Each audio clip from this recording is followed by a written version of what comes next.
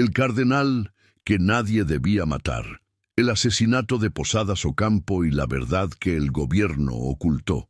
El día que Amparo Cisneros llegó a limpiar las oficinas del arzobispado de Guadalajara, el cielo sobre la perla de Occidente tenía ese azul profundo y sin matices del occidente mexicano en mayo, un azul que no pide permiso ni ofrece disculpas, que simplemente está ahí con la contundencia de las cosas que llevan siglos siendo lo que son. Amparo tenía 46 años, 4 hijos, un contrato renovable cada 3 meses con la empresa Limpieza Profesional de Jalisco y una reputación en el oficio que no necesitaba presentación. En 12 años de trabajo había limpiado hospitales, despachos de abogados, una notaría del centro histórico con sus archivos de medio siglo y 2 iglesias coloniales, donde el polvo tenía la consistencia específica del tiempo acumulado en los lugares donde la gente va a decir lo que no puede decir en ningún otro lado.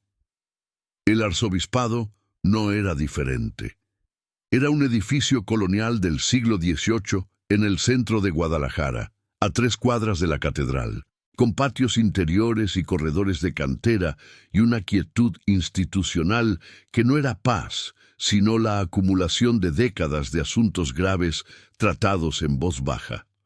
Amparo lo conocía de vista desde niña, cuando su madre la llevaba a misa y pasaban frente a su fachada color ocre, con esa reverencia automática de las mujeres de Jalisco que han aprendido que ciertos edificios merecen que uno baje la voz al pasar frente a ellos. Entrar a limpiarlo era otra cosa. Antes de contarte lo que Amparo encontró en esos corredores, te pedimos de corazón que te suscribas al canal y nos dejes en los comentarios desde qué ciudad o país estás viendo esta historia. Tu apoyo nos permite seguir trayendo relatos como este, llenos de verdad, misterio y emoción. El encargado de recibir al personal de limpieza era un hombre de unos 55 años, llamado Rodrigo, laico empleado del arzobispado desde hacía 20, con la seriedad contenida de quien trabaja en una institución que maneja más silencio que palabras y ha aprendido a habitar ese silencio sin llenarlo con cosas innecesarias. «Buenos días», dijo. «Son 4 áreas, oficinas administrativas del primer piso, archivo general, sala de reuniones y los corredores interiores». Pausa. El archivo general requiere cuidado especial. Nada se mueve del lugar. Solo se limpia el polvo superficial y el piso. «Entendido», dijo Amparo. «Hay una sala al fondo del corredor norte», agregó Rodrigo, con un cambio de tono tan leve que cualquiera que no llevara 12 años aprendiendo a escuchar los matices de las instrucciones lo habría ignorado, «que está cerrada. No se limpia, no se toca. Se salta y se continúa con el resto». Amparo lo miró. «¿Está clausurada?» «Está cerrada», repitió Rodrigo, con el énfasis específico de quien hace una distinción que importa. «¿Hay diferencia?» Amparo asintió y no preguntó más. En 12 años de trabajo había aprendido que las instrucciones que vienen con énfasis tienen razones que no siempre se explican, y que su trabajo no era entender las razones, sino hacer bien lo que le correspondía. Empezó por las oficinas administrativas del primer piso. Las oficinas del arzobispado de Guadalajara tenían esa atmósfera específica de los lugares donde la burocracia eclesiástica lleva siglos funcionando con sus propios ritmos, sus propios formularios, su propia manera de registrar el mundo, que es simultáneamente meticulosa e incompleta. Meticulosa en lo que considera digno de registro, incompleta en todo lo demás. Amparo limpiaba con su ritmo de siempre, sistemático, sin apresurarse, sin saltarse los rincones, los escritorios con sus computadoras y sus montones de papel, los estantes con sus carpetas catalogadas por año y por tema, las ventanas que daban al patio interior, donde un naranjo viejo producía fruta que nadie recogía y que caía al piso y perfumaba el aire con esa mezcla de dulce y fermentado que tienen las frutas que maduran sin que nadie las espere. En el archivo general, que era una sala larga con estantes de metal del piso al techo llenos de cajas catalogadas, Amparo trabajó durante 2 horas con el cuidado que Rodrigo había pedido. Solo polvo superficial, solo el piso, nada se mueve. Pero los archivos hablaban de todas formas, no porque Amparo leyera lo que no debía leer, sino porque los archivos, como todos los lugares donde se guarda lo que importa, tienen una forma propia de comunicar su contenido sin palabras. En la densidad del polvo, sobre ciertas cajas, comparada con otras, en las marcas en el piso donde los estantes habían sido movidos en algún momento reciente y luego devueltos a su lugar, en las cajas que tenían el número de catálogo escrito 2 veces, con 2 letras diferentes, como si hubieran sido reetiquetadas. Amparo notó todo eso con la neutralidad de quien nota sin juzgar, y siguió limpiando.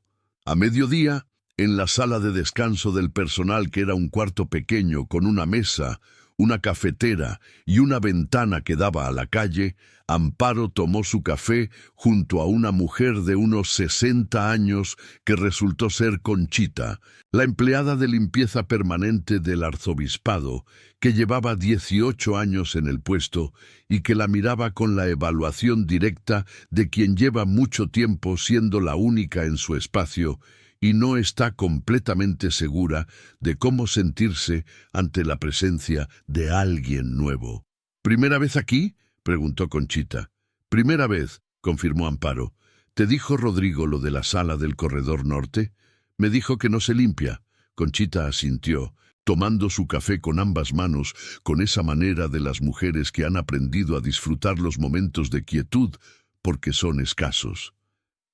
«Llevo 18 años aquí», dijo, «y esa sala lleva cerrada desde antes de que yo llegara». Pausa. «Dicen que fue la oficina del cardenal Posadas». Amparo se quedó quieta. El nombre era imposible de no reconocer para cualquier mexicano de su generación. El cardenal Juan Jesús Posadas Ocampo, asesinado el 24 de mayo de 1993 en el Aeropuerto Internacional de Guadalajara. El caso más oscuro, más debatido y menos resuelto de la historia reciente de México. Un príncipe de la iglesia muerto a tiros en un estacionamiento, 14 balazos, en medio de lo que el gobierno había declarado desde el primer día un enfrentamiento entre narcotraficantes donde el cardenal había sido víctima accidental de una confusión que nadie que conocía los hechos había terminado de creer. ¿Su oficina estaba aquí?, preguntó Amparo. «Aquí trabajaba cuando venía a Guadalajara», dijo Conchita. «Tenía su despacho en la catedral, pero aquí tenía un cuarto de trabajo personal, donde guardaba sus cosas, sus documentos privados». Pausa. «Cuando murió, vinieron personas, no de la iglesia, personas que Rodrigo, que entonces era asistente, describió como hombres de traje que no explicaron quiénes eran ni para qué venían. Se metieron a ese cuarto. Estuvieron adentro varias horas, y cuando salieron el cuarto, quedó cerrado». «¿Y nunca lo volvieron a abrir?» «Nunca», dijo Conchita. «En 30 años, nunca». El silencio que siguió tenía el peso específico de las cosas que se dicen en voz baja en los lugares donde las paredes llevan mucho tiempo escuchando. «¿Por qué me cuentas esto?», preguntó Amparo. Conchita la miró con esa evaluación de siempre, que esta vez concluyó con algo diferente a la distancia inicial. «Porque llevas 2 horas limpiando», dijo, «y no has tocado nada que no debías tocar». Pausa. Eso dice mucho de una persona. El corredor norte era el más antiguo del edificio, cantera gris, piso de loseta de barro cocido, Ventanas estrechas que daban a un segundo patio interior más pequeño y más oscuro que el principal. La luz entraba en ángulos que cambiaban con las horas y que en la tarde daban al corredor una calidad dorada y oblicua que hacía que las sombras de los arcos se proyectaran sobre el piso como costillas de algo muy grande y muy viejo. Amparo limpió el corredor de norte a sur, con su ritmo de siempre. Cuando llegó a la puerta cerrada, se detuvo. Era una puerta de madera maciza, más nueva que el resto del edificio, con una cerradura moderna que alguien había instalado en algún momento después de 1993 para reemplazar la original. No tenía letrero, no tenía número, solo la madera y la cerradura, y el silencio específico de las puertas que llevan mucho tiempo sin abrirse. Amparo la miró durante un momento. Luego limpió el piso frente a ella con el mismo cuidado con que limpiaba todo lo demás. Y siguió. Pero algo en esa puerta no se fue. No era curiosidad exactamente, o no solo curiosidad. Era algo más parecido a lo que siente una persona cuando pasa junto a algo que reconoce sin saber de dónde lo conoce. Esa sensación de familiaridad con algo que técnicamente es ajeno, pero que por alguna razón que no se puede nominar del todo, no lo parece. Amparo terminó el corredor. Fue a buscar a Rodrigo. Lo encontró en su oficina del primer piso, revisando un presupuesto de mantenimiento con la concentración de quien ha aprendido que los números de un edificio antiguo siempre contienen sorpresas y que la única manera de que no sean malas sorpresas es revisarlos con anticipación. «El corredor norte está listo», dijo Amparo, «menos la sala cerrada, como me indicó». Rodrigo levantó los ojos. «Bien», dijo. Amparo no se movió de inmediato. Rodrigo la miró. ¿Algo más? «Una pregunta», dijo Amparo. «Si no es indiscreción». Rodrigo esperó. «¿Hay alguien en el arzobispado que sepa qué quedó en esa sala?», preguntó Amparo. «No para entrar, solo para saber si alguien lo sabe». Rodrigo la miró durante un momento largo con la evaluación específica de quien decide si una pregunta viene de curiosidad inofensiva o de algo que requiere una respuesta diferente. «¿Por qué lo pregunta?» «Porque llevo 12 años limpiando lugares», dijo Amparo, «y he aprendido que los cuartos que llevan mucho tiempo cerrados no siempre están cerrados porque no tengan nada adentro. A veces están cerrados porque tienen demasiado». Rodrigo cerró el presupuesto sobre el escritorio. Se quedó quieto un momento. «Hay un hombre», dijo finalmente, «que lleva 30 años sabiendo lo que hay en esa sala y que nunca habló porque nadie le preguntó de la manera correcta». Pausa. «Se llama Padre Esteban. Tiene 82 años. Vive en el seminario de Tlaquepaque. Era el secretario personal del cardenal Posadas». «¿Sigue recibiendo visitas?»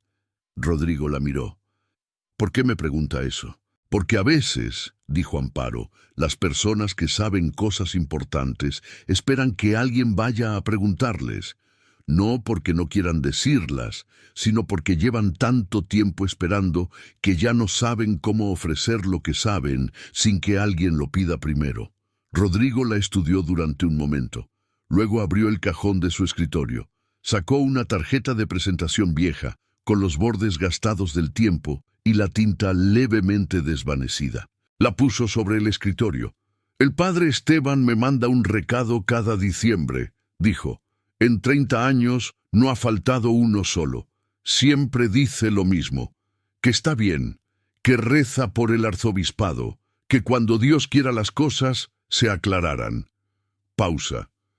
Nunca supe si ese «cuando Dios quiera» era fe o era espera. Amparo tomó la tarjeta, la miró. «Probablemente las dos», dijo. El padre Esteban Carrillo vivía en una celda pequeña del seminario de Tlaquepaque, con una ventana que daba a un jardín donde crecían bugambilias de un morado tan intenso que parecían protestar contra la quietud del lugar, esa manera que tienen las bugambilias mexicanas de existir con una vehemencia que no pide permiso. Tenía 82 años. Una lucidez completa y los ojos de los hombres que han visto suficiente para saber distinguir entre lo que importa y lo que no, y que han decidido hace tiempo que lo que no importa no merece su atención. Cuando Amparo llegó, la tarde del siguiente sábado, con Rodrigo que había insistido en acompañarla, el padre Esteban los recibió sin sorpresa, como si los hubiera esperado. Sabía que alguien vendría, dijo. No sabía quién, pero sabía que alguien vendría. Se sentaron los tres en el jardín de las bugambilias, con el sol de la tarde de Jalisco sobre los tejados del seminario y el ruido lejano de Tlaquepaque, que llegaba como una conversación que no le pertenece a uno, pero que se escucha de todas formas. El padre Esteban los miró a los dos. Se detuvo en Amparo. «Usted no es periodista», dijo. «Soy empleada de limpieza», respondió Amparo. «Limpié el arzobispado esta semana». El padre Esteban asintió despacio. «El cardenal», dijo, «confiaba en las personas del servicio más que en nadie. Decía que las personas que limpian los lugares saben la verdad de esos lugares, porque los conocen desde adentro, desde los rincones, desde donde nadie más mira». Pausa. «Creo que tiene sentido que sea usted quien venga». Y entonces el padre Esteban habló. Habló durante 2 horas, con la voz tranquila y directa de quien ha guardado algo durante 30 años, y que al soltarlo no lo hace con urgencia, sino con la serenidad específica de quien ha esperado el momento correcto y reconoce que llegó. Dijo lo que en 30 años no había podido decirle a ningún periodista, a ningún investigador, a ningún funcionario, que el cardenal Posadas no había muerto en una confusión, que en los días anteriores a su muerte había recibido amenazas documentadas que él mismo, el padre Esteban, había visto y registrado en un cuaderno que todavía existía. Que el cardenal sabía que ciertos intereses políticos y del narcotráfico estaban entrelazados de maneras que la Iglesia había documentado, y que esa documentación lo convertía en un problema para personas con poder suficiente para hacerlo desaparecer. Que la noche antes de volar a Guadalajara el cardenal le había entregado un sobre cerrado y le había dicho: «Si algo me pasa, esto tiene que llegar a las manos correctas, no a las que tienen poder, a las que tienen conciencia». «¿Y el sobre?», preguntó Amparo. El padre Esteban la miró. «Está en la sala cerrada del corredor norte», dijo. «Lo dejé ahí esa misma semana, después de que vinieron los hombres de traje y se llevaron lo que se llevaron. Lo escondí donde pensé que nadie buscaría, dentro de la cavidad, detrás del zócalo de madera, en la pared sur». Pausa. «En 30 años nadie fue a buscarlo, porque nadie sabía que existía, porque yo no lo dije, porque no encontré las manos correctas».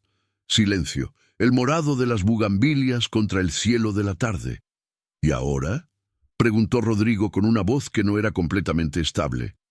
El padre Esteban miró a Amparo. «Ahora vinieron», dijo. «Lo que siguió requirió cuidado, tiempo y la participación de personas que tenían lo que Amparo y Rodrigo no tenían: conocimiento legal, conocimiento periodístico, la comprensión de cómo se maneja algo que durante 30 años había sido un secreto y que al volverse público podía ser destruido o distorsionado si no se manejaba con la precisión exacta que requería». La periodista se llamaba Valentina Ríos, 41 años, reportera de investigación con 15 años, cubriendo el crimen organizado y la impunidad en México desde una publicación independiente de Guadalajara que había sobrevivido amenazas, presiones económicas y 2 intentos de cierre con la terquedad de los proyectos que existen porque tienen que existir. Rodrigo la conocía de vista. Le llamó. Valentina llegó al seminario de Tlaquepaque al día siguiente y escuchó al padre Esteban durante 3 horas con una grabadora, una libreta y la concentración absoluta de quien sabe que está frente a algo que no se repite. Cuando el padre Esteban terminó, Valentina hizo una sola pregunta. ¿Está dispuesto a afirmar lo que acaba de decir? El padre Esteban tenía 82 años. Había guardado ese secreto durante 3 décadas. Había rezado por el alma del cardenal Posadas cada día de esos 30 años. Había pedido en silencio, con la paciencia de la fe que no exige plazos, pero que tampoco abandona, que llegara el momento en que lo correcto pudiera ser dicho.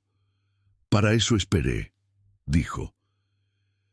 El sobre que el padre Esteban había escondido detrás del zócalo de la sala cerrada del corredor norte fue recuperado 3 semanas después, con la presencia de un notario, de Valentina, de Rodrigo y de Amparo, que había sido convocada no como testigo formal, sino como la persona que sin saberlo había iniciado la cadena que llevó hasta ahí. La sala olía a cerrado, a tiempo detenido, a ese olor específico de los cuartos que han estado sin ventilación durante décadas y que guardan en el aire la última temperatura que tuvieron cuando alguien los habitó. Los muebles seguían donde los hombres de traje los habían dejado. Un escritorio vacío, un librero con 3 volúmenes olvidados, una silla con el tapizado descolorido. En la pared sur, detrás del zócalo de madera que Rodrigo retiró con un destornillador y las manos que no le temblaron del todo, había una cavidad del tamaño de un ladrillo, y dentro, envuelto en tela encerada que el padre Esteban había usado para protegerlo, un sobre, con el sello personal del cardenal Juan Jesús Posadas Ocampo. Intacto, 30 años después. Amparo lo miró desde donde estaba, parada junto a la puerta con los brazos a los costados, con la postura de quien sabe que ese momento no le pertenece del todo, pero que sin ella no hubiera ocurrido. Pensó en el cardenal, un hombre que había sabido lo que le podía pasar y que sin embargo había seguido adelante, que había documentado lo que vio, que había confiado ese documento a las manos de alguien que amaba la verdad más que la comodidad de guardar silencio. Pensó en el padre Esteban con sus 82 años y sus 30 de espera. En Rodrigo, con su tarjeta de presentación guardada en el cajón durante todo ese tiempo. En Conchita con sus 18 años, limpiando el corredor norte sin saber que a 3 metros de su trapeador dormía algo que México necesitaba saber. En todos los que hacen su trabajo, sin saber del todo para qué lo hacen, sin saber que su presencia en el lugar correcto, en el momento correcto, es parte de una cadena que tiene un propósito que ninguno de ellos puede ver completo desde donde está. El sobre fue abierto en presencia del notario. Contenía lo que el padre Esteban había dicho: documentación, nombres, fechas, vínculos. El trabajo meticuloso de un hombre que sabía que lo que sabía era peligroso y que lo había registrado con la precisión de quien sabe que si algo le pasa, ese registro va a ser lo único que quede. Valentina publicó la investigación 4 meses después, tras verificación exhaustiva, consulta legal y la decisión de presentarlo de la manera que protegiera al padre Esteban y que le diera al material el peso y la seriedad que merecía. El reportaje sacudió a México de la manera en que lo sacuden las cosas que la gente ya sabía a medias y que al ser confirmadas producen no sorpresa sino esa emoción más honda y más difícil que es la rabia de haber tenido razón en lo que uno esperaba que fuera mentira. El padre Esteban murió 6 meses después de la publicación en su celda del seminario de Tlaquepaque, con las bugambilias moradas de su jardín visibles por la ventana y la paz específica de quien cumplió lo que vino a cumplir, y puede irse sin que nada quede pendiente. Su esquela en el periódico de Guadalajara decía: sacerdote, secretario, testigo, que descanse en la verdad que supo guardar y tuvo el valor de entregar. Amparo la leyó en su teléfono, sentada en el camión que la llevaba a su primer trabajo de la mañana. Con Guadalajara pasando afuera en la luz temprana de octubre, la guardó en el teléfono, en la carpeta donde guardaba las cosas que importaban, junto a otras notas de otros trabajos, de otros lugares, de otras historias que había vivido sin que nadie se las pidiera. Esa noche, en su casa del oriente de Guadalajara, con sus hijos ya dormidos y la ciudad haciendo su noche de octubre afuera, sacó el cuaderno. Lo abrió, escribió. El cardenal le dijo al padre Esteban: entrégalo a manos con conciencia, no con poder. El padre Esteban esperó 30 años. Y cuando llegué a limpiar el corredor, supo que había llegado el momento. Yo no hice nada extraordinario. Solo hice mi trabajo, y mi trabajo alcanzó para esto. Eso es suficiente, siempre es suficiente. Cerró el cuaderno, apagó la luz. Afuera, Guadalajara hacía su noche de siempre, el calor que cede despacio, el ruido que se adelgaza, las luces de la ciudad que se ven desde las ventanas del oriente, como una promesa que la ciudad se hace a sí misma cada noche de que al día siguiente va a seguir siendo lo que es.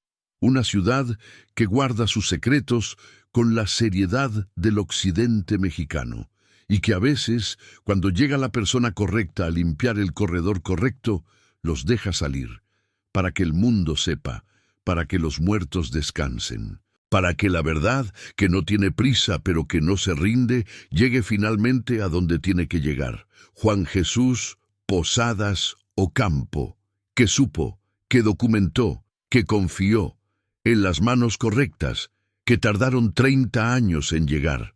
Pero llegaron, siempre llegan, cuando alguien hace bien su trabajo y limpia también los rincones que nadie más limpia. Lo que Amparo no supo sino hasta semanas después fue que el reportaje de Valentina había generado algo que ninguna de las dos había anticipado.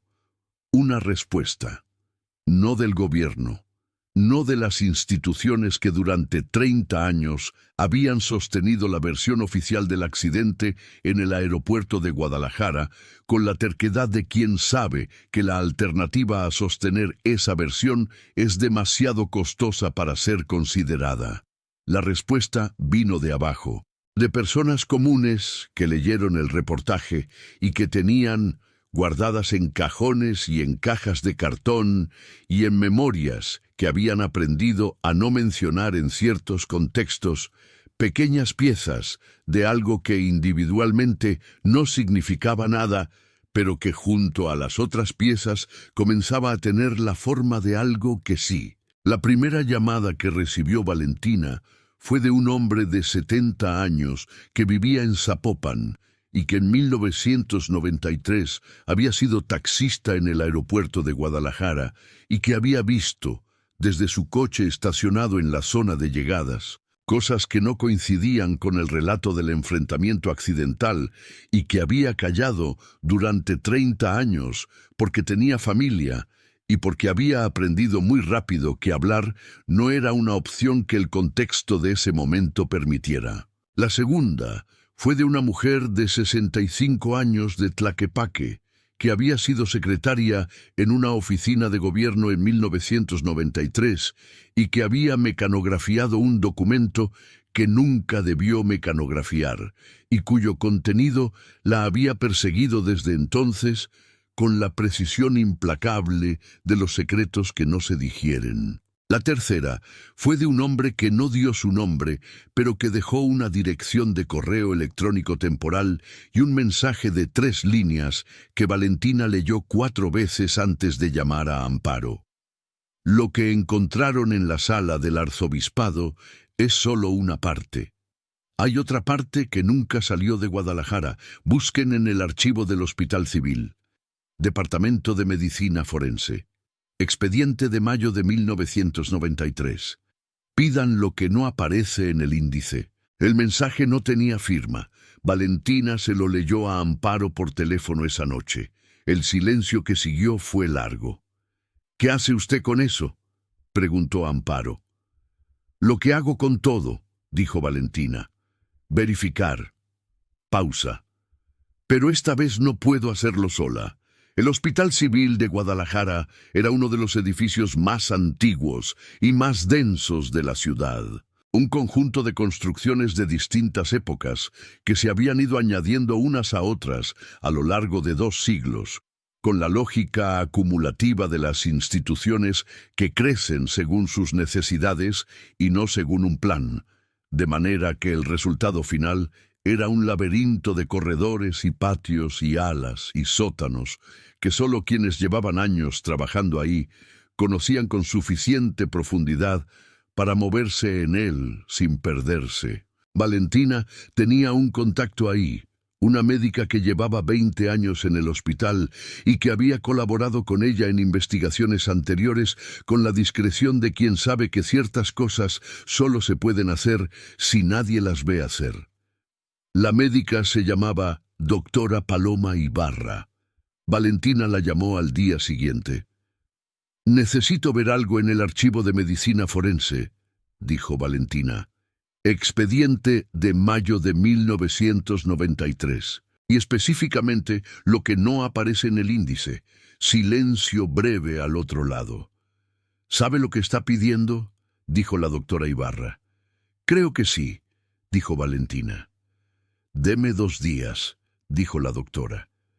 Amparo recibió una llamada de Valentina 3 días después, un martes por la mañana cuando estaba entre trabajo y trabajo, tomando su café en una fonda de la colonia Analco, con la mesa junto a la ventana desde donde se veía la calle Analco con su tráfico de siempre y sus árboles que en octubre ya empezaban a mostrar el amarillo que precede a la caída. «Necesito que venga», dijo Valentina. «Al hospital, hoy si puede». «¿Encontró algo?». «La doctora Ibarra encontró algo», dijo Valentina, «y prefiere no describirlo por teléfono».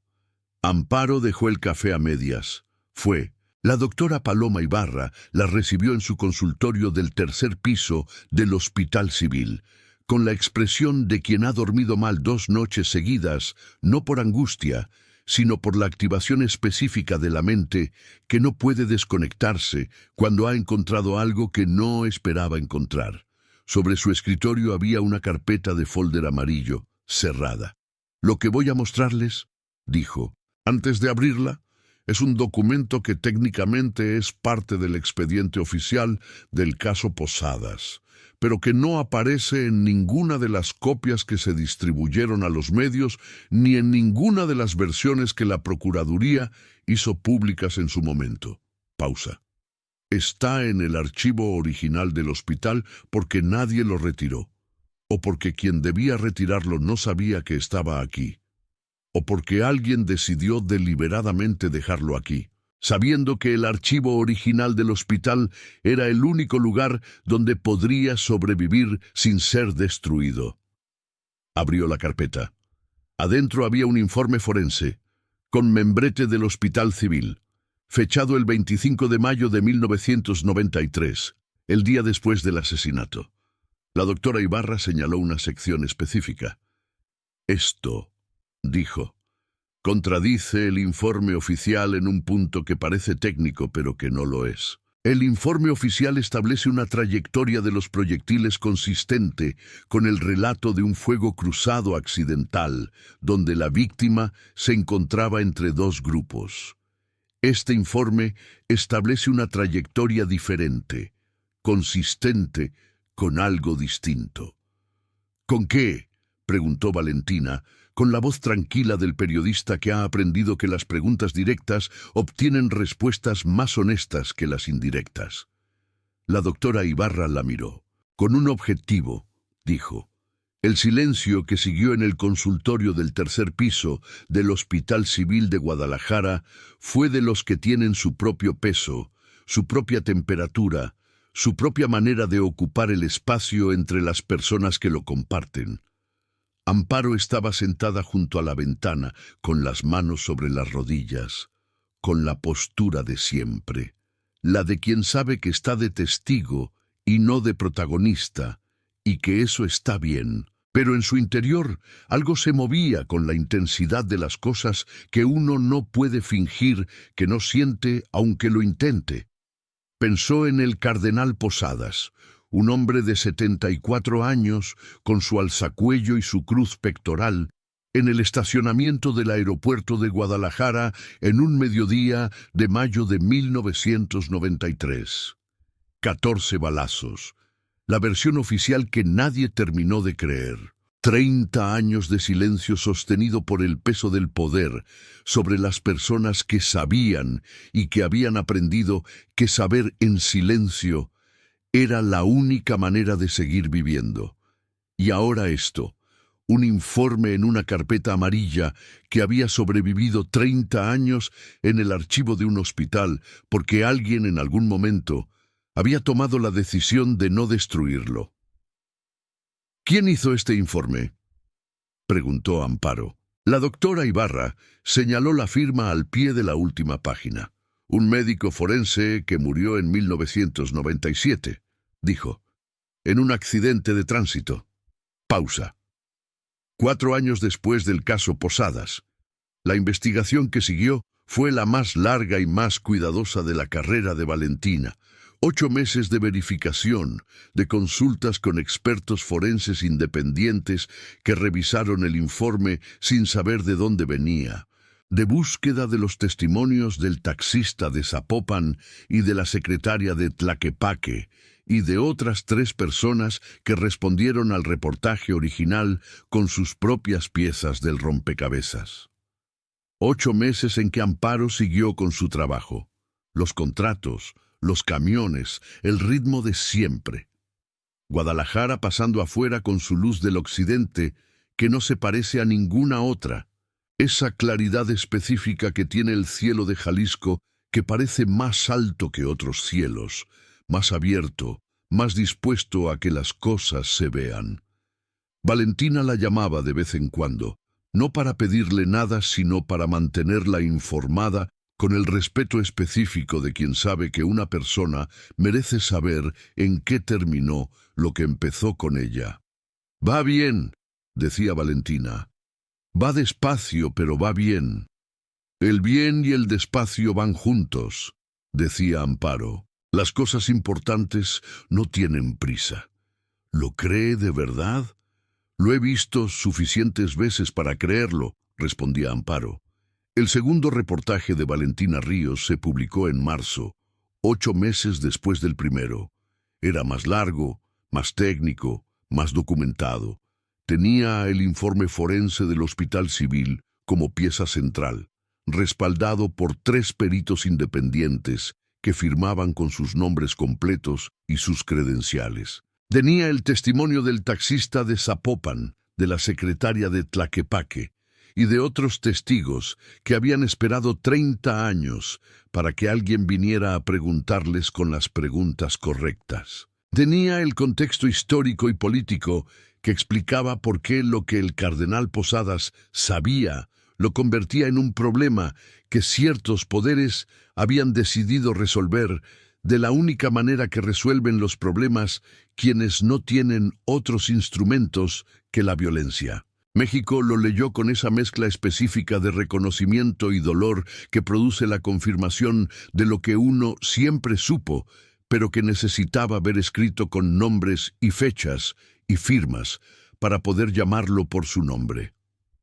La Procuraduría emitió un comunicado que no decía nada nuevo, pero que era el primer reconocimiento institucional en 30 años de que el caso requería una revisión. La Iglesia emitió un comunicado más directo. Pedía justicia con el nombre completo del cardenal y el reconocimiento de que su muerte no había sido un accidente. No era suficiente. Pero era el principio de algo que 30 años de silencio habían impedido comenzar. La noche que se publicó el segundo reportaje, Valentina llamó a Amparo. Salió, dijo. Lo vi, dijo Amparo. ¿Cómo se siente? Amparo pensó en la pregunta durante un momento. Como cuando termino de limpiar un lugar muy grande, dijo. No emocionada exactamente, satisfecha, que no es lo mismo. Valentina se quedó en silencio un momento. El padre Esteban tenía razón, dijo finalmente. El cardenal confiaba en las personas del servicio porque los conocen desde adentro, desde los rincones. Los rincones dicen la verdad, dijo Amparo, porque nadie los arregla para las visitas. Valentina sonrió. Amparo lo supo aunque no la viera. Gracias, dijo Valentina. Hice mi trabajo, dijo Amparo. Nada más. Ese nada más, dijo Valentina, cambió 30 años de historia.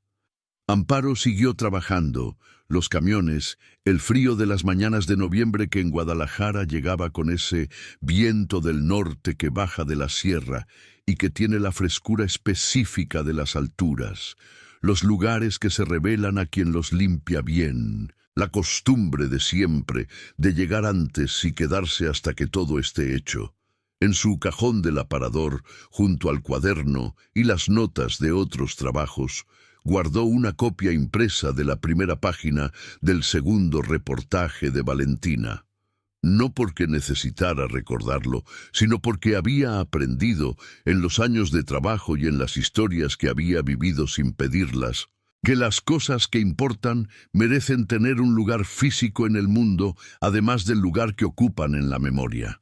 La copia decía, en el encabezado, La verdad sobre el cardenal Posadas. 30 años, un informe enterrado y las voces que el miedo no pudo silenciar para siempre. Por Valentina Ríos. Debajo, en el párrafo de apertura, esta investigación comenzó cuando una empleada de limpieza movió el trapeador en el corredor norte del arzobispado de Guadalajara y notó que una puerta cerrada llevaba demasiado tiempo cerrada. Su nombre es Amparo Cisneros. Lleva 12 años limpiando los lugares donde duerme la historia, y la historia, cuando alguien la cuida bien, tarde o temprano, se despierta. Amparo leyó esa línea. La misma sensación de siempre, no orgullo exactamente, algo más parecido al reconocimiento de que el trabajo bien hecho alcanza, de que los rincones importan, de que las personas invisibles no lo son del todo, si hacen su trabajo con los ojos abiertos y el corazón en su lugar. Cerró la carpeta. Apagó la luz. Afuera, Guadalajara hacía su noche de noviembre con su frío limpio y sus luces, y su cielo que en las noches despejadas tiene más estrellas de las que una ciudad de ese tamaño debería tener, como si el occidente mexicano se negara a que la luz artificial borrara del todo lo que está arriba. Juan Jesús Posadas Ocampo, que supo la verdad, que la documentó, que la entregó a manos con conciencia, que esperaron 30 años, en un sobre, detrás de un zócalo, en un corredor, que una mujer limpió bien, porque así hacía su trabajo, siempre. Cada rincón, cada corredor, cada puerta cerrada que merecía que alguien se detuviera frente a ella y preguntara, con las palabras correctas, a la persona correcta, en el momento correcto, que siempre llega, cuando alguien hace bien su trabajo, y no se rinde, y no mira para otro lado, y confía en que lo que encuentra vale la pena, siempre vale la pena. Lo que Amparo no anticipó fue que la publicación del segundo reportaje abriría una puerta que ninguna de las dos había calculado. La puerta de las instituciones. No de las instituciones que durante 30 años habían sostenido el silencio. De las otras. Las que existen precisamente para los momentos en que el silencio se rompe y alguien tiene que decidir qué hacer con lo que queda cuando el silencio ya no alcanza para cubrir lo que cubre. La Comisión Nacional de Derechos Humanos contactó a Valentina 2 semanas después de la publicación. No con la urgencia reactiva de quien intenta contener un daño, sino con la seriedad pausada de quien ha estado esperando que llegara el material correcto para poder actuar sobre algo que llevaba décadas en sus archivos, como un expediente inconcluso que nadie había querido abrir del todo. La fiscal especial para delitos del pasado contactó a Valentina una semana después. Y el Senado de la República, a través de una senadora de Jalisco que llevaba años pidiendo la reapertura del caso sin encontrar el respaldo institucional suficiente, solicitó formalmente una audiencia con Valentina, con la doctora Ibarra y con todos los testigos que estuvieran dispuestos a comparecer. Valentina llamó a Amparo esa noche. «¿Está pasando?», dijo. «¿Qué está pasando?», preguntó Amparo. «Lo que tiene que pasar cuando la verdad llega con suficiente documentación», dijo Valentina, «que las instituciones que deben responder ya no pueden no responder». Amparo tomó su café en la cocina de su casa, con la ventana abierta sobre el patio, donde el jacaranda de los vecinos metía sus ramas con ese morado de abril que en Guadalajara es tan intenso que parece una declaración y no una flor. «¿Y el taxista?», preguntó. «¿Y la señora de Tlaquepaque?». «Ambos confirmaron que están dispuestos a comparecer si el Estado les garantiza protección», dijo Valentina. «La fiscal dijo que sí». «¿Le cree?». Valentina pensó un momento. «Le creo suficiente», dijo. «¿Qué es lo que uno puede creer en este país? Suficiente para que valga la pena intentarlo». Amparo asintió, aunque Valentina no podía verla. «¿Y yo?», preguntó. «¿Necesitan algo de mí?». «Ya lo dieron todo», dijo Valentina. «El primer día, cuando limpiaron el corredor y no ignoraron la puerta. La audiencia en el Senado fue en febrero, 3 meses después del segundo reportaje. Valentina compareció con su documentación completa.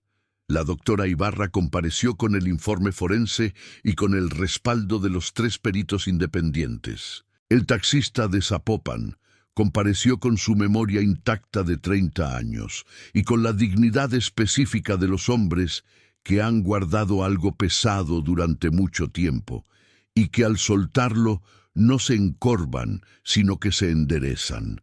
La secretaria de Tlaquepaque compareció con los documentos que había conservado sin saber exactamente por qué los conservaba, con esa razón que tienen las personas que guardan cosas que saben que importan, aunque nadie les haya dicho que importen.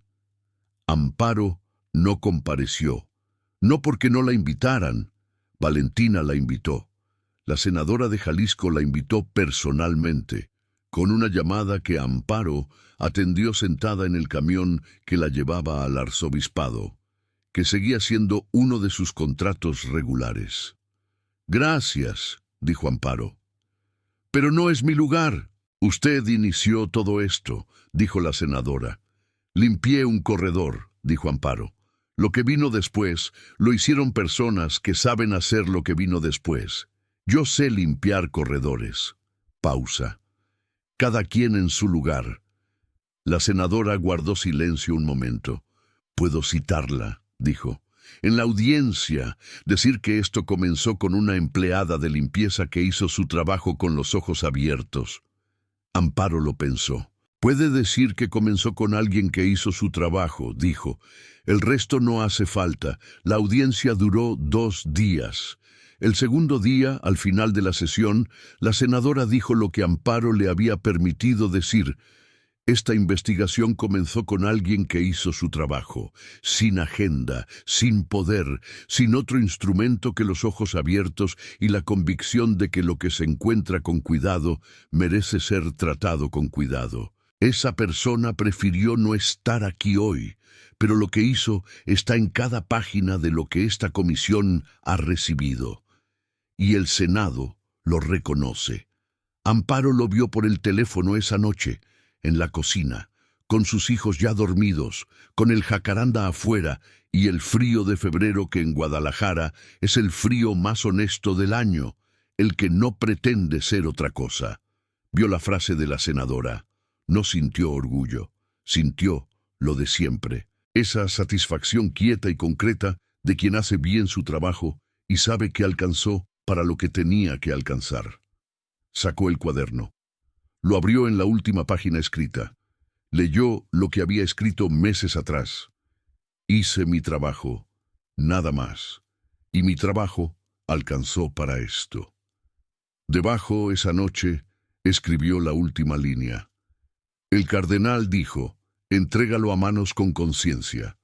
El padre Esteban esperó 30 años. Yo limpié el corredor. Valentina escribió. La doctora encontró el informe. El taxista habló. La secretaria trajo sus papeles. La senadora preguntó en voz alta lo que 30 años nadie preguntó en voz alta. Cada quien hizo lo que sabía hacer, y juntos alcanzó. Así es como alcanza, siempre así, nunca de otra manera. Cerró el cuaderno. Lo guardó en el cajón del aparador, junto a la copia del reportaje de Valentina y junto a los cuadernos de otros trabajos, de otras historias, de otros corredores que había limpiado con los ojos abiertos, sin saber del todo para qué, pero confiando con la certeza práctica de 20 años, en que el trabajo bien hecho siempre alcanza para algo. Apagó la luz de la cocina. Afuera, Guadalajara hacía su noche de febrero con su frío limpio y su silencio de ciudad, que duerme a medias, que nunca duerme del todo, que tiene esa energía de fondo de las ciudades grandes que saben que mañana va a ser otro día con todo lo que eso significa. Y en algún lugar del centro histórico de Guadalajara, en el corredor norte del arzobispado, la sala que había estado cerrada durante 30 años seguía siendo lo que era. Un cuarto donde un hombre había trabajado, donde había guardado lo que sabía, donde había confiado en que el tiempo y las manos correctas harían el resto. El tiempo lo había hecho.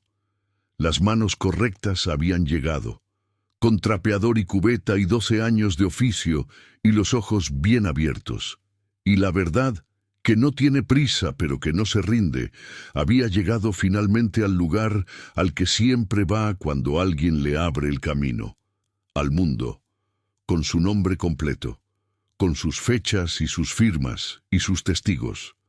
Sin que nadie pudiera ya decir que no existía, Juan Jesús Posadas Ocampo, que no murió en una confusión, que sabía demasiado, que lo escribió, que lo entregó a manos con conciencia, que tardaron 30 años en llegar, pero llegaron, como siempre llegan, las manos que hacen su trabajo, con cuidado, con los ojos abiertos, sin esperar reconocimiento, solo haciendo lo que saben hacer, en el lugar que les toca, en el momento que les toca, que siempre es el momento correcto, cuando uno está dispuesto a limpiar también los rincones que nadie más limpia y a quedarse hasta que todo esté hecho.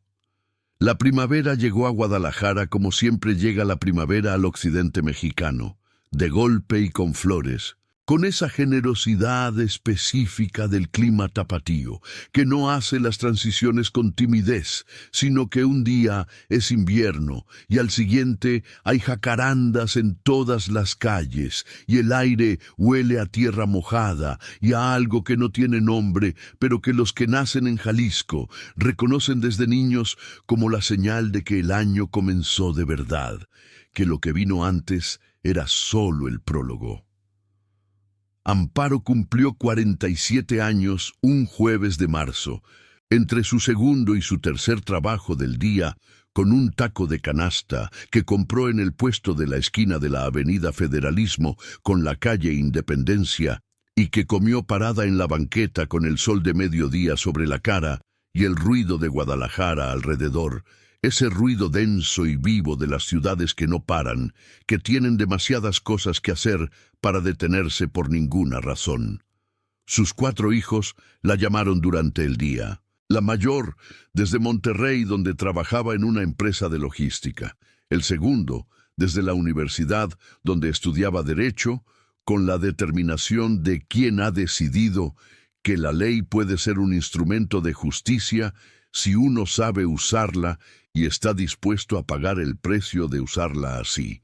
La tercera desde la misma casa, el menor desde la secundaria, con un mensaje de voz que duraba 45 segundos y que era básicamente el ruido de sus amigos en el fondo, y él diciéndole «Feliz cumpleaños» con la mezcla de afecto y vergüenza de los adolescentes que aman a sus madres y que todavía no han decidido si eso es algo que se puede demostrar sin costo social. Amparo escuchó el mensaje del menor 2 veces. Lo guardó en el teléfono, en la carpeta donde guardaba las cosas que importaban. La reapertura formal del caso Posadas fue anunciada en abril, 6 semanas después de la audiencia en el Senado. No era una resolución, no era justicia todavía, era el principio de un proceso que todos los que conocían cómo funcionaban las instituciones mexicanas sabían que iba a ser largo, complicado y resistido en cada paso por los intereses que durante 30 años habían tenido razones muy concretas para que el caso permaneciera cerrado. Pero era real, era oficial, era el primer reconocimiento institucional en 3 décadas de que lo que había ocurrido el 24 de mayo de 1993 en el aeropuerto de Guadalajara no era lo que el gobierno había dicho que era. Valentina publicó la noticia de la reapertura con una sobriedad que sus lectores reconocieron como la sobriedad de quien sabe que el trabajo no termina con un anuncio, sino que el anuncio es solo el comienzo de lo que viene. Al final del artículo, en el último párrafo, escribió: esta reapertura no existiría sin una cadena de personas que hicieron lo que sabían hacer en el momento en que les tocó hacerlo. Un sacerdote de 82 años que guardó un secreto con dignidad durante 3 décadas. Un taxista que tuvo memoria y finalmente tuvo interlocutora. Una secretaria que no destruyó lo que debió destruir porque algo en ella supo que no debía. Una médica que encontró lo que nadie había buscado en 30 años. Y una mujer que llegó a limpiar un corredor y no ignoró una puerta cerrada. A todos ellos, esto es de ustedes, no nuestro, de ustedes. Amparo leyó el párrafo en su teléfono, sentada en el camión de las 6 de la tarde que la llevaba a casa, con Guadalajara pasando afuera en la luz de abril, que sobre los jacarandas tenía esa calidad dorada y suave que hace que la ciudad, a esa hora, parezca más amable de lo que es el resto del tiempo. No sintió emoción en el sentido dramático. Sintió lo que había sentido desde el principio, desde el primer día en el corredor norte del arzobispado. La certeza tranquila de quien hizo lo que correspondía hacer y puede vivir con eso sin necesitar que el mundo lo celebre, aunque no le molesta que lo reconozca.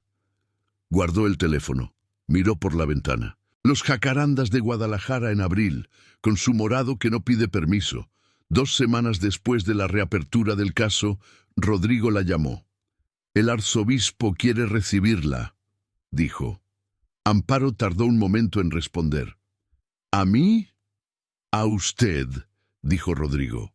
«No es una audiencia formal, no hay prensa, no hay protocolo, solo quiere conocerla, hablar con usted». «¿Por qué?» Rodrigo pensó antes de responder. «Porque el cardenal Posadas fue su predecesor», dijo. «Y porque creo que hay cosas que este arzobispado le debe a esa historia y que el arzobispo quiere empezar a pagar». Pausa. «Y creo que quiere empezar con usted». Amparo miró por la ventana de su casa. El jacaranda de los vecinos con sus flores de marzo todavía vivas, el patio con su piso de cemento y la maceta de la albahaca que su hija menor regaba con una fidelidad de jardinera que nadie le había enseñado. «¿Cuándo?», preguntó. «Cuando usted pueda», dijo Rodrigo. «Sin prisa. El arzobispo dijo eso específicamente, sin prisa». Amparo pensó en el padre Esteban, que había esperado 30 años con la paciencia de quien confía en que el momento correcto llega cuando llega. Pensó en el cardenal Posadas, que había documentado la verdad, sabiendo que quizás no viviría para verla entregada, pero confiando en que alguien la entregaría. Pensó en todas las personas que habían hecho su parte, sin ver el cuadro completo, y que juntas, sin saberlo, habían construido algo que ninguna hubiera podido construir sola. «El próximo martes», dijo, «tengo trabajo en el arzobispado de todas formas». Rodrigo hizo una pausa que tenía algo de sonrisa. «Por supuesto», dijo. El arzobispo la recibió en su despacho personal, que era una habitación sobria con libros y una ventana que daba al patio del naranjo, ese naranjo viejo que producía fruta que nadie recogía y que perfumaba el aire con su mezcla de dulce y fermentado que Amparo ya reconocía como el olor específico del arzobispado de Guadalajara. Era un hombre de 68 años, con la postura directa de quien lleva décadas acostumbrado a reuniones que importan y que por eso ya no necesita prepararse para ellas con ninguna actuación especial. Simplemente llega y está presente, que es la forma más difícil y más honesta de estar en un lugar. Se levantó cuando Amparo entró. Le ofreció la mano. «Gracias por venir», dijo. «Trabajo aquí los martes», dijo Amparo. El arzobispo sonrió. «Lo sé», dijo. «Por eso le pedí que viniera un martes, para que no le costara nada extra». Se sentaron. El patio del naranjo afuera, con su luz de abril.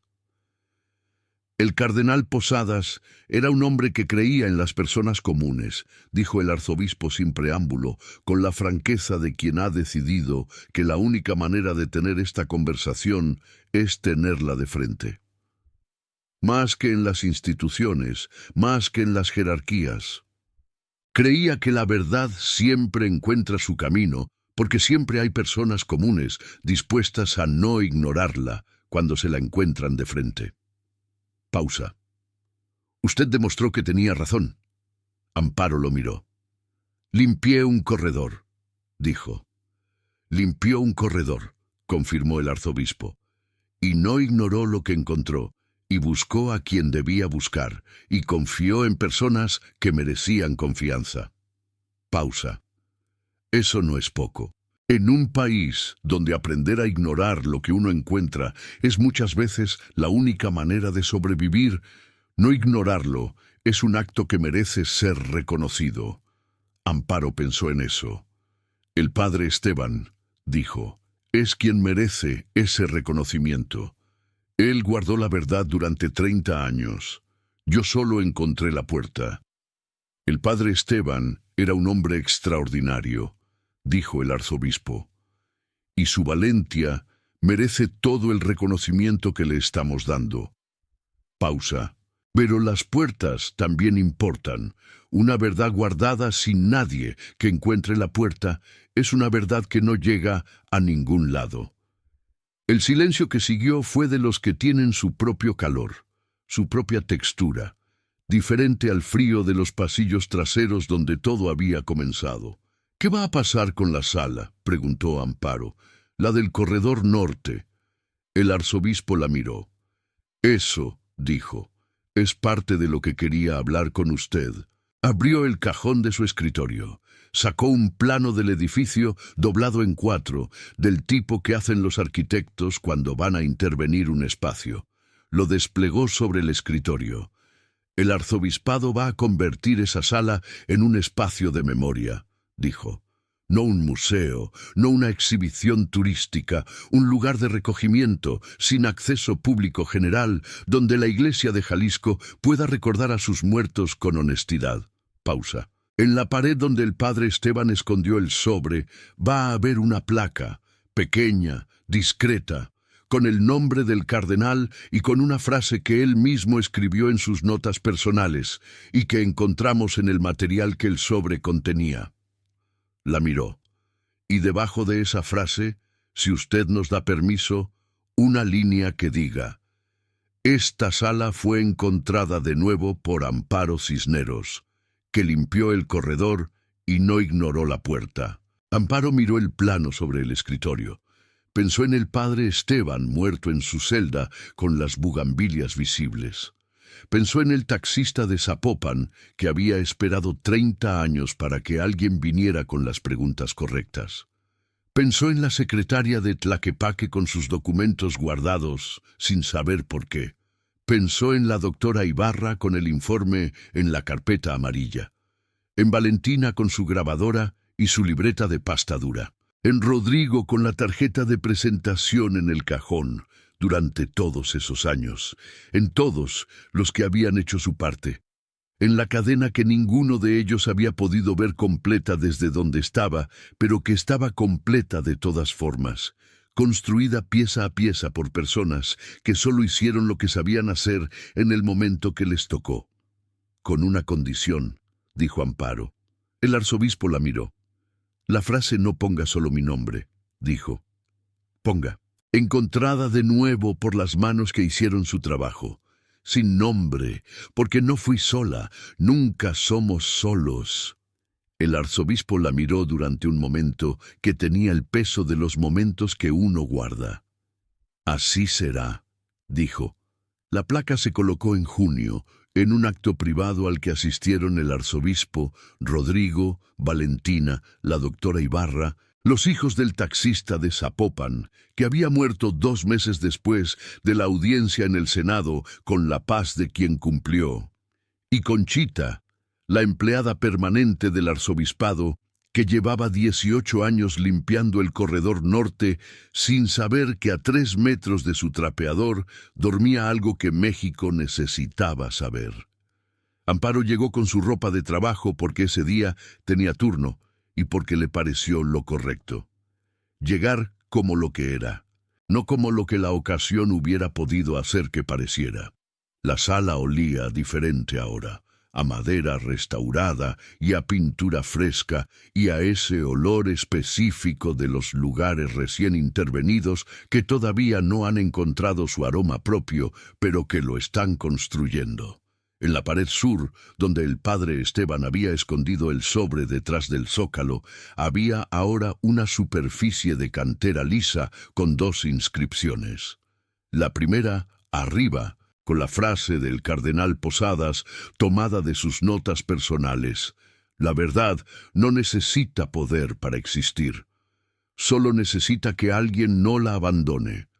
La segunda, abajo, más pequeña, con la letra sobria que el arzobispo había elegido: esta sala fue encontrada de nuevo por las manos que hicieron su trabajo, junio de 2024. Sin nombres, como Amparo había pedido, porque no había sido sola, porque nunca somos solos. Amparo la leyó 2 veces. Se quedó parada frente a la pared durante un momento que no fue largo, pero que fue suficiente. Luego se dio vuelta, recogió su cubeta y su trapeador que había dejado junto a la puerta, y siguió con su trabajo. El corredor norte, que tantas veces había limpiado ya, la recibió con su frescura de cantera y su luz oblicua de junio, que entraba por las ventanas estrechas y hacía que las sombras de los arcos se proyectaran sobre el piso de barro cocido como siempre, como todos los días, como hacía 30 años, como hacía 100, como haría otros 100 más.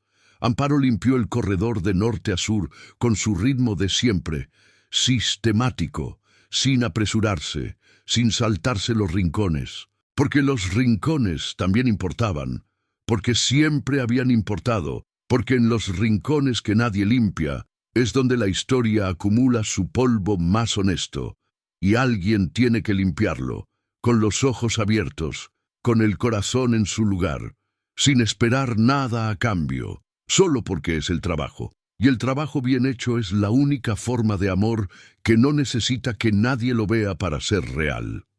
Amparo Cisneros, que limpió el corredor y no ignoró la puerta, como no la habría ignorado ninguna de las mujeres que vinieron antes que ella, ni ninguna de las que vendrán después, porque hay personas que nacen con los ojos abiertos y con la convicción de que lo que se encuentra con cuidado merece ser tratado con cuidado. Y eso no se aprende, se trae desde siempre, hacia siempre, sin que nadie tenga que decirles que importan, porque ellas ya lo saben y hacen su trabajo de todas formas, todos los días, en todos los corredores, de todos los lugares donde la historia duerme, esperando a que alguien llegue y limpie bien y se quede hasta que todo esté hecho.